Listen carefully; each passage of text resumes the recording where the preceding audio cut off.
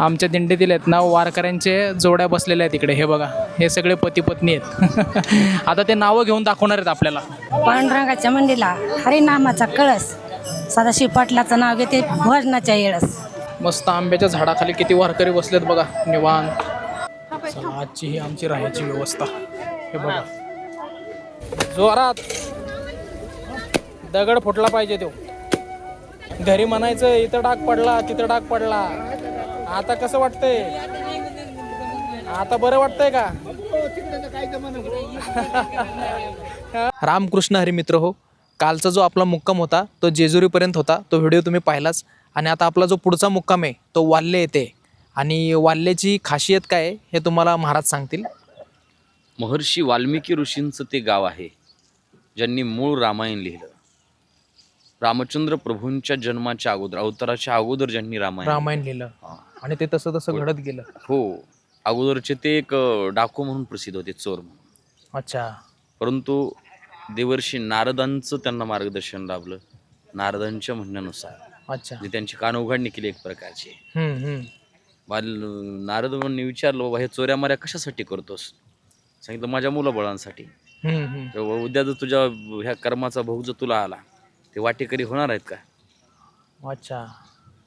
होतील. मी त्यांच्यासाठीच करतो, जा म्हणलं एकदा विचारून. पाठवलं, विचारलं त्यांना ते वाल्या कोळ्या घरी मुलाबाळांना, पत्नीला, माझ्या कर्मात तुम्ही वाटेकरी होणार. त्यावेळेस त्यांनी सांगितलं, ते तुमचं कर्तव्य कर्म आहे आम्हाला सांभाळणं. कशा पद्धतीनं सांभाळायचंय तुमचं तुम्ही बघा. बरोबर. अच्छा. आतापर्यंत केलेलं ते तुमचं तुम्ही बघा. एक प्रकारचं त्याचे डोळे उघडले की हे काय वाटेकरी होणार नाहीत आपण जे काय करतोय ते. मग धावत धावत नारदांच्या जवळाला चरण धरले. काय करू याच्यावर मार्ग सांगा. नारदांनी सांगितलं, रामनामाचा जप कर. पण रामनाम काही मुखाला येत नव्हतं. मग मारा मारा म्हणायचं. व्हायचं काय, तीनदा मारा मारा म्हणलं की दोनदा राम राम म्हणायचं. बरोबर. मग शांतीवर्म एकनाथ महाराजांनी असं म्हटलेलं आहे, वाल्मिक तरला उलट्या नामस्मरणा, एका जनार्दनी जावी साधू दर्शना. उलट्या नामस्मरण उद्धार झाला. अधिकार किती प्राप्त झाला? कोळीयाची कीर्ती वाढिली गहन, केले रामायण रामा आधी. आणि जसं रामायण लिहून ठेवलं तशा पद्धतीनं रामचंद्र प्रभूंना वागावं लागलं. बरोबर. बोलिला वाल्मिक तेसेची करीन, वर्तोनी दावीन नामा म्हणे. ते वाल्मिकी ऋषींचं गाव. आज आपण तिथे जाऊ. रामकृष्ण हरी मित्र. लहुदास महाराज भागवताचार्य आहेत, कीर्तन वगैरे करतात, रामायण वगैरे देखील त्यांच्या मुखपाट आहे. त्यांचा मी कॉन्टॅक्ट नंबर डिस्क्रिप्शनमध्ये देतोच. तुमच्या भागामध्ये कीर्तन असेल, प्रवचन असेल, भागवत कथा असेल तर तुम्ही नक्की त्यांना संपर्क करू शकता. मित्र, हे बघा, हे प्लॉट आहेत. इकडं आपले काल पालं टाकले होते. आता बघा सगळं कसं मोकळं झालं आहे.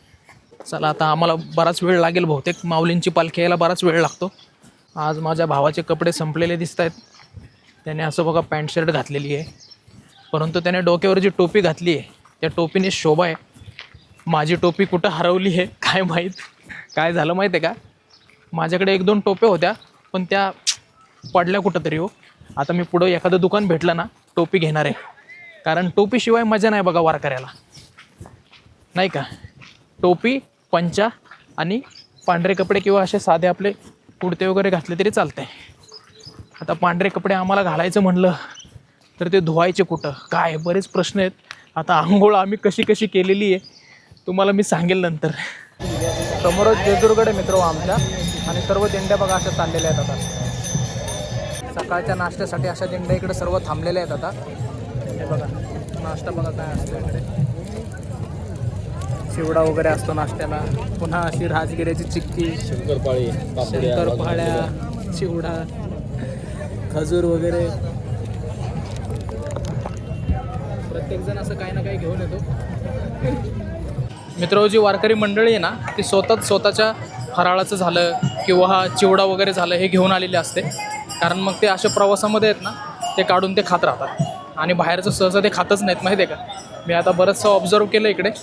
बिस्किट पुडे वगैरे किंवा राजगिरा लाडू वगैरे असं कोणी वाटत असेल तर ते घेऊन खातात. परंतु इतर ज्या गोष्टी आहेत, वडापाव झालं, भजी वगैरे किंवा अशा इतर गोष्टी अजिबात घेतच नाहीत. ते स्वतः आणलेला चिवडा खातील, फराळाचं खातील, तळलेलं वगैरे थोडंफार खातील, पण दुसरं काहीच घेत नाहीत ते. हे विशेष आहे. त्यामुळे त्यांची प्रकृती कशी आहे, जरा ठीक राहते. नाहीतर एवढा प्रवास, वेगवेगळ्या ठिकाणचं पाणी पिणे, अशाने मग त्यांना आजारी वगैरे पडायला होतात. चांगली सवय, आपल्या घरचंच खाल्लं पाहिजे. चला आता आम्ही मस्त एका घाटामध्ये आलेलो आहेत. हे बघा इकडे असा रेल्वेचा ट्रॅक पण आहे, मस्त डोंगर आहेत आजूबाजूला. आपले वारकरी मंडळी लय भारी आहे. मस्तपैकी तिकडं थोडंसं पाणी होतं, तर त्या सर्व महिलांनी आपापले लुगडे साड्या वगैरे धुवून टाकल्या. म्हणजे कामं अडून ठेवत नाहीत, ते कामं करत राहतात, आपले ॲडजस्टमेंट करत राहतात. खूप ऊन पडलं आहे म्हणून हे असं घेतो आहे, कारण परत टॅनिंग वगैरे झाली तर मला घरी जाऊन वेगवेगळे प्रयोग करावे लागतील. चला आता आम्ही जेवणाच्या ठिकाणी आलेलो आहेत. सगळे सावली बघून बसायला लागलेत. आमच्या दिंडीतील आहेत ना वारकऱ्यांचे जोड्या बसलेल्या आहेत इकडे. हे बघा हे सगळे पती पत्नी आहेत.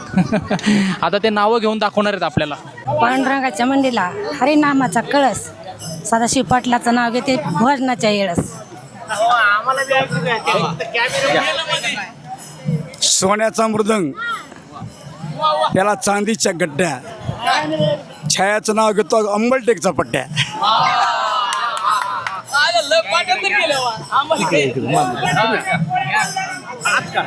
महादेवाच्या पिंडीला पाणी वाहते वाकून, विठ्ठलरावांचं नाव घेते तुम्हा सर्वांचा मान राखून.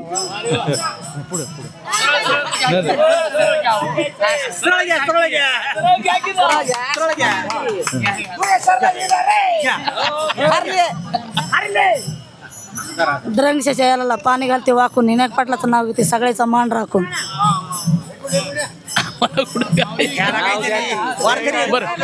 चंद्रसेना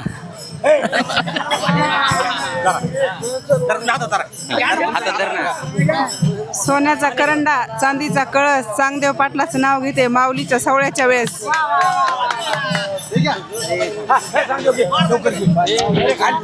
लक्ष्मी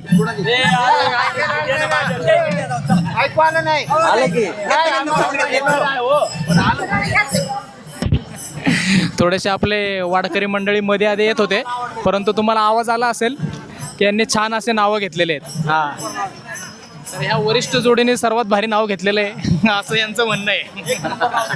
एक नंबर घेतला ना. वा वा, छान छान.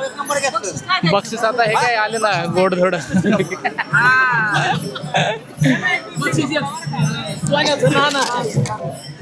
चला आता जेवायला बघा काय काहीतरी मिठाई आलेली आहे. तुमचं लग्न होऊन किती वर्ष झाले?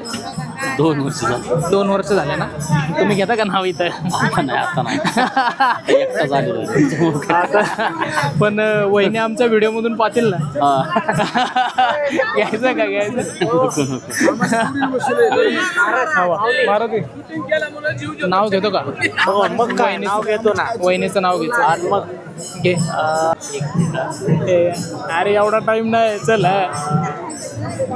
ऋतू वसंताचे आता हिरवळ साथ, ऋतू वसंताची आता हिरवळाची साथ, आयुष्यभर वाट बघत राहील शीतल, वाट तुझीच पाहत, वाट तुझीच पाहत. वा वा वा वा. वहिनीने खाली कमेंट करावी आणि आमच्या दादाला दाद द्यावी. बाकी तुम्ही म्हणाल दादा तो पण नाव घे, तर असं तुम्ही म्हणा कमेंटमध्ये, मग मी पुढच्या व्हिडिओमध्ये घेईन. चपाती आलेली आहे आता. कारल्याची भाजी खूप दिवसातून खातोय आता मी. डाळ आलेली आहे, डाळ. एका झाडाचा किती फायदा आहे बघा. मस्त आंब्याच्या झाडाखाली किती वारकरी बसलेत बघा निवांत. मोठा आंब्याचं झाड आहे आणि त्याच्या खाली सावली शोधण्यासाठी प्रत्येकाची धडपड चालू आहे. प्रत्येक जण असा कोपऱ्या कोपऱ्यामध्ये बसलेला आहे सावली बघून बघून. हे बघा. तुमच्या ऊन आलं काय? हे बघा किती लोक झोपलेत बघा तुम्ही. 100-150 लोक असतील. आणि मित्र खूप छान योग जुळून आला होता. आमचे जे वारकरी मंडळी आहेत ते पती पत्नी असे बसले होते. आम्ही त्यांना नाव घ्यायला लावलं आणि भारी नावं घेतलेत त्यांनी. चला आता थोडासा आराम करूयात. जेवण वगैरे झालंय आमचं आणि मग पुढच्या प्रवासाला सुरुवात करूया.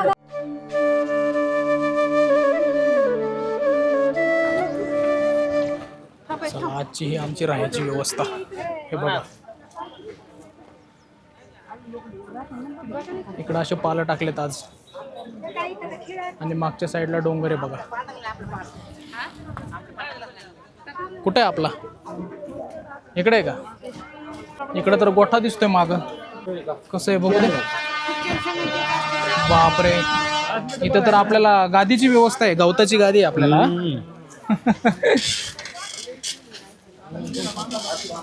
जरा गवत वगैरे चेक करा मारुती. आपले जोडीदार आहेत आज हे. हे बघा मित्र, आज 2:30 वाजलेले आहेत आणि 2:30 वाजताच आम्ही मुक्कामस्थळी पोहोचलेलो आहे आणि ऊन भरपूर आहे, त्यामुळं इथं जरा गरम होते आम्हाला. तर आम्ही फक्त हे थोडंसं सेट करू आणि कुठेतरी सावलीत जाऊन बसू सध्या. इथं आता सगळ्यांचे कपडे धुवायची धडपड चालू आहे, हे बघा. आणि मी इकडं असे थोडे कपडे भिजत घातलेत, साबण आणि ब्रश घेऊन आलेलो आहे. एक दगड बघावं लागेल आता. इकडे ह्या या दगडावरती धुत आहेत. दगड आहे का आम्हाला एखादा बारीक? घरी म्हणायचं इथं डाग पडला तिथं डाग पडला. आता कसं वाटतंय? आता बरं वाटतंय का? आता बरं वाटतंय इथं हाताने धुवायला. कसं आहे, माऊली सगळं करायला होतात का नाही? विचारूच नका आता. जोरात दगड फुटला पाहिजे तो. चला, आता माझा एक ड्रेस धुवून झालेला आहे, टॉवेल पण धुतलेला आहे. आता इकडं सुकत घालतो कुठेतरी. सुकत घालायला पण जागा शोधावं लागेल आता मला. इकडं कुठं आहे का जागा? इकडं पण वाळत घातलेले दिसत आहे. इकडं पण वाळत घातलेले दिसत आहेत. इकडं तर दोरीच बांधली डायरेक्ट. मित्र, आमचे कपडे वगैरे धुवून झाले. कसं बसं आम्ही दोरी बांधून सुकवायचा बंदोबस्त केलेला आहे. आणि आता इकडे ना ही सीताफळाची बाग आहे मस्त, तर इकडे आम्ही असं थोडंसं झोपायला आलेलो आहे, पण झोप काय आम्हाला येईना. मित्र, मी व्हिडिओ आहे ना रात्रीच्या 12 नंतर जागून एडिट करतो 1-2 वाजेपर्यंत. पण प्रॉब्लेम काय होतो माहिती आहे का, जो माऊलींचा पालखी मार्ग आहे तिथं सगळीकडे जॅमर लावलेले आहेत, त्यामुळे मला व्हिडिओ अपलोडच करता येत नाही आहे. आता मागचा व्हिडिओ आहे ना, तर त्यामुळंच लेट झाला अपलोड करायला. मित्र, माझं एक सजेशन आहे, ज्या कोणाला स्वतःचं वजन कमी करायचं आहे, ज्या कोणाला काही शारीरिक त्रास असतील, ज्या कोणाला मानसिक त्रास असतील, त्यांनी ना एकदा वारीला या. कारण सकाळी तुमचा शेड्यूल आहे ना पहाटे 4 वाजल्यापासून चालू होतो, तो संध्याकाळी 6 वाजेपर्यंत असतो. आणि तुम्हाला त्या पिरियडमध्ये ना सकाळी उठून तुमचं सामान वगैरे बॅगेत भरणे, ती बॅग पुन्हा गाडीमध्ये टाकणे, त्याच्यानंतर तुमचे जे प्रातविधी आहेत सगळे आंघोळ वगैरे करायचं वगैरे, ते सगळं पटपट ॲडजस्टमेंट करून उरकून घेणे, त्याच्यानंतर दिवसभर चालणे, अभंग गवळणी म्हणणे, यामुळं काय होतं, तुमचा शारीरिक त्रास पण कमी होतो आणि मानसिक त्रास पण कमी होतो. त्यामुळे एकदा तरी वारीला आलं पाहिजे असं मला वाटतं. मित्र, आपण जेजुरी ते वाल्हे असा थोडासा कमी अंतराचा प्रवास केला आणि मुक्कामाच्या ठिकाणी लवकरच पोहोचलो.